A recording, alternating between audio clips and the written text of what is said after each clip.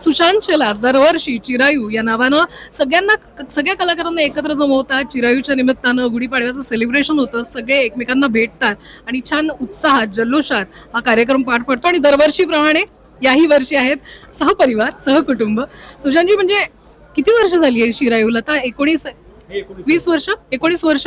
या सगळ्या वर्षांमध्ये आम्ही हिलाही बघतोय मोठं होताना, तुम्ही बघताय, सगळी विविध लोक जोडली जातात. काय या निमित्तानं भावना व्यक्त करायच्या? तिच्या जन्माच्या आधीपासून हा चिरायू सोहळा सुरू केला आणि तिला कडेवर घेऊन आलो. आता ती साधारणतः मला कडेवर घेईल एवढी ती झाली आहे. आणि खूप मजा येते. पडद्यामागच्या कलाकारांचा सन्मान होतो आणि आपल्याला कुठेतरी त्यांच्याविषयी एक कृतज्ञता म्हणजे तेवढं करून चालणार नाही, त्यामुळे आम्ही पुरस्कार देऊन त्यांचा सन्मान करतो. पण या सगळ्यामध्ये ताई जी आहे, म्हणजे येणाऱ्या पाहुण्यांचं या सगळ्या गोष्टीकडे ताईचंही खूप बारकाईनं लक्ष असतं. तुझ्यासाठी चिरायू काय ताई?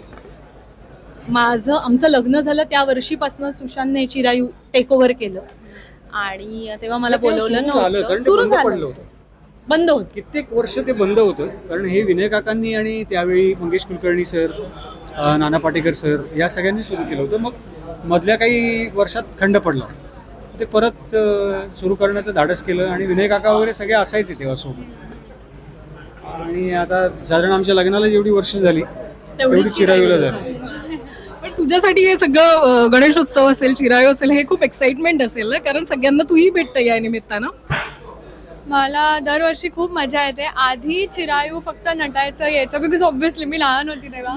पण आता I feel it's time to take responsibility आणि लेट्स सी नेक्स्ट इयर काय करू शकतो. यावेळेस तुझे काय काय इनपुट्स आहे आजच्या कार्यक्रमात? दिस इयर फार काही नव्हते, कारण जस्ट 12ची एक्झाम झालेली.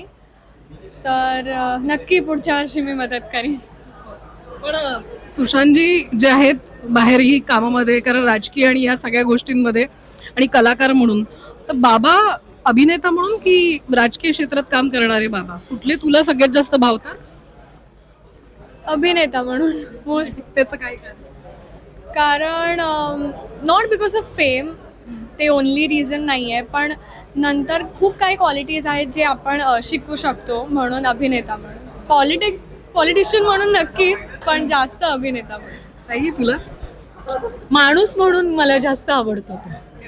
हे मला असं वाटतं परफेक्ट आन्सर आहे एका पत्नीचं. आणि तुम्हाला कशात सगळ्यात जास्त रमतंय? तुम्ही तर आता दोन्ही गोष्टी करताय, पण कुठेतरी अभिनय आणि या ह्याच्यामध्ये थोडं. लोअर परेलमध्ये लहानाचा मोठा झालो, आजही मी लोअर परेलमध्ये राहतो, त्यामुळे मला दुनियादारी करायला आवडतं. आणि दुनियादारी करण्यासाठी आपण इतरांना जे मदत करतो, इतरांना जे काय आपण उपयोगी पडतो, त्यांच्यासाठी आपण एक माध्यम होतो. ह्या सगळ्या गोष्टीसाठी जसं एक अभिनेता म्हणून आपल्याला ओळख आहे समाजामध्ये, तसंच राजकारण करताना सुद्धा आपल्याला एक विशिष्ट प्रकारची एक काय म्हणतात, काही अधिकार मिळतात.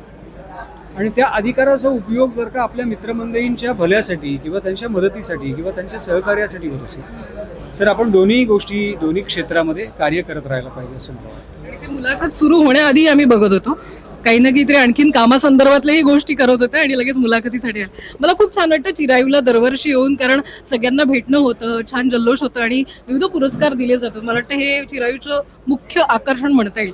खूप खूप शुभेच्छा या निमित्तानं गुढीपाडव्याच्या आणि नवीन वर्षाच्या तुम्हालाही सगळ्यांना. तुलाही नवीन वर्षाच्या आणि गुढीपाडव्याच्या खूप खूप शुभेच्छा. सगळ्यांना नूतन वर्षाच्या, हिंदू नववर्षाच्या आणि गुढीपाडव्याच्या खूप खूप शुभेच्छा.